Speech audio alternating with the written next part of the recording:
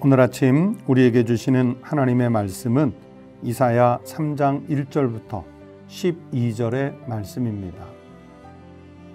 보라, 주 만군의 여호와께서 예루살렘과 유다가 의뢰하며 의지하는 것을 제하여 버리시되 곧 그가 의지하는 모든 양식과 그가 의지하는 모든 물과 용사와 전사와 재판관과 선지자와 복술자와 장로와 오십부장과 귀인과 모사와 정교한 장인과 능란한 요술자를 그리하실 것이며 그가 또 소년들을 그들의 고관으로 삼으시며 아이들이 그들을 다스리게 하시리니 백성이 서로 학대하며 각기 이웃을 잔해하며 아이가 노인에게 비천한 자가 존귀한 자에게 교만할 것이며 혹시 사람이 자기 아버지 집에서 자기의 형제를 붙잡고 말하기를 내게는 겉옷이 있으니 너는 우리의 통치자가 되어 이 폐허를 내 손아래에 두라 할 것이며 그날에 그가 소리를 높여 이르기를 나는 고치는 자가 되지 아니하겠노라.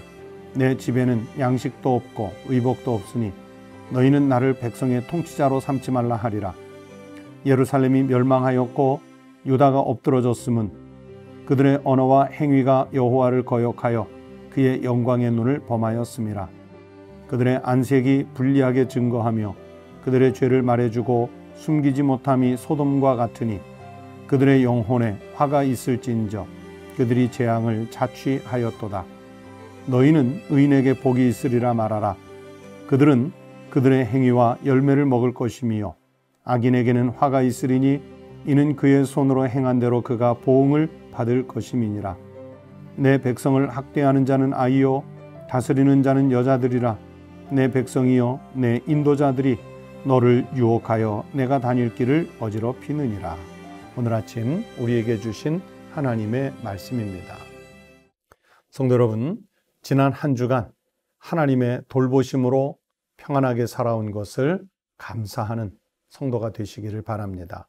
그리고 오늘 하루도 하나님 은혜 가운데 머무시는 복의 날 되시기를 주의 이름으로 축원합니다. 오늘 본문으로 읽은 이사야 3장 1절부터 12절 말씀은 하나님 없이 살아가는 세상이 어떻게 변하는지를 알려주시는 말씀이에요. 하나님 없이 세상의 것을 지나치게 의지한 그 남유다 왕국의 사회 질서가 하나님의 심판으로 붕괴될 것이라는 예언의 말씀을 주시고 있습니다. 어제 보셨던 2장의 말씀 중에 2장 22절 너희는 인생을 의지하지 말라 그의 호흡은 코에 있나니 새말 가치가 어디 있느냐 말씀을 드렸죠. 인생을 의지하지 말라고 분명히 말씀하셨어요.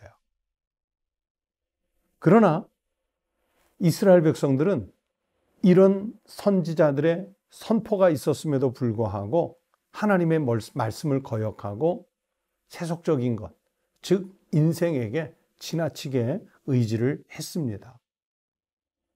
인생을 의지하지 말라는 하나님의 말씀을 거역하고 인생에 지나치게 의지했을 때 그 결과가 어떻게 될 것인지를 오늘 3장이 말씀하는데 한마디로 우리가 살아가는 사회의 질서가 붕괴될 것이라 하는 내용의 말씀입니다.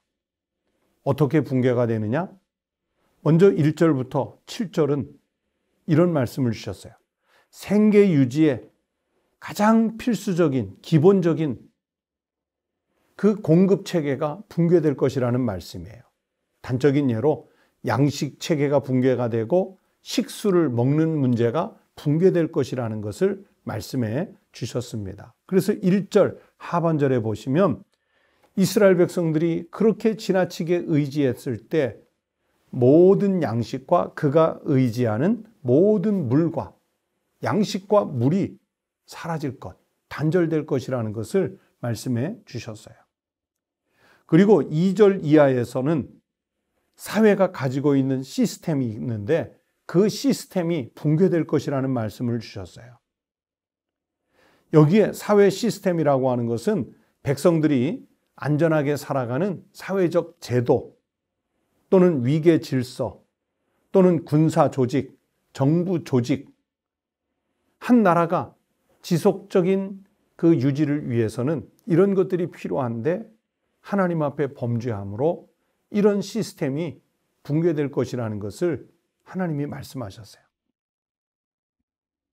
그런 정부의 조직이나 군사나 위계 질서가 붕괴되고 나니까 어떤 일이 벌어지느냐? 4절 말씀에 나오는 것처럼 대신 능력이 없는 소년, 아이들이 고관 자리에 올라간답니다. 오늘날 우리의 사회 조직이 붕괴되고 한마디로 어린 아이들이 아직 미처 사회를 경험하지 못한 그 무경험자들이 뭐 대통령의 자리에도 올라가고 장관의 자리에도 올라가고 또는 지도자의 반열에 올라가는 그런 사회적 혼란상이 올 것이라는 것을 말씀해 주시는 거예요. 또 어떤 일이 벌어지느냐? 5절 말씀에 보면 백성이 서로 학대하며 각기 이웃을 잔해하며 아이가 노인에게 비천한 자가 존귀한 자에게 교만하게 대하는 이런 사회가 오고 말 것이라고 할 거예요. 이 5절 말씀 같은 세상이 오면 아주 극도로 혼란한 나라가 되는 것이지요. 바로 이렇게 하나님 없이 사는 사회는 생계 유지에 가장 필수적인 것들이 단절되고 사회가 가지고 있는 시스템이 붕괴가 된다 하는 내용의 말씀을 주셨어요. 그러다 보면 최종적으로 어떤 결과가 오겠습니까? 8절, 9절에서 나라 자체가 멸망해 버리는 거예요. 8절이 말씀하죠. 예루살렘이 멸망하였고 유다가 엎드러졌음은 나라가 멸망했다는 얘기지요. 그렇게 나라는요, 무너지다가 멸망해 버리는 거예요. 자, 그랬을 때 결과가 어떻게 됐을까요? 이제 10절부터 22절이 그 말씀인데 잔혹한 심판 중에도 하나님은 악인은 악인의 열매를, 의인은 의인의 열매를 각각 자신들의 열매를 먹게 될 것이라고 말씀하셨습니다. 그래서 10절 말씀에 보면 너희는 의인에게 복이 있으리라 말하라. 그들은 그들의 행위의 열매를 먹을 것이며. 하나님은 심판 중에도 의인에게는 복이 있을 것이라는 것을 말씀해 주셨어요. 반면에 악인은 어떤 결과가 옵니까? 11절인데 악인에게는 화가 있으리니 이는 그의 손으로 행한 대로 그가 보응을 받을 것임이니라. 의인과 악인, 악인과 의인은 심판 중에도 각각 자기들이 행한 것에 따라 열매를 먹을 것이 배당이 되는 것입니다. 성도 여러분, 물질적인 풍요, 군사적인 능력 있으면 좋지요. 강대해 보이겠지요. 그러나 물질적인 풍요나 군사적인 능력이 실상은 평안을 가져오기보다는 불안의 요소가 되고 또 그것이 강해졌을 때는 죄의 원인이 되기도 합니다. 에스겔서 16장 49절 말씀이 오늘 본문에 조금 비견이 될 만한 말씀인데 내 아우 소돔의 죄악은 이러하니 그와 그의 딸들에게 교만함과 음식물의 풍족함과 태평함이 있을 것이며 교만함, 음식물의 풍족함, 태평함 이런 것들이 남왕국 유다의 깊은 죄의 원인이 된다는 것을 훗날 에스겔 선지자도 예언을 합니다. 성도 여러분, 세속적인 것 좋다고 많다고 넉넉하다고 거기에 의존하다가 악인이 될 수 있습니다. 우리에게 참 평안을 가져올 수 있는 근원은 오직 하나님 한 분뿐인 줄로 믿습니다. 요한복음 14장 27절에서 예수님께서 말씀하셨습니다. 평안을 너희에게 끼치노니 곧 나의 평안을 너희에게 주노라. 내가 너희에게 주는 것은 세상이 주는 것과 같지 아니하니라. 너희는 마음에 근심하지도 말고 두려워하지도 말라.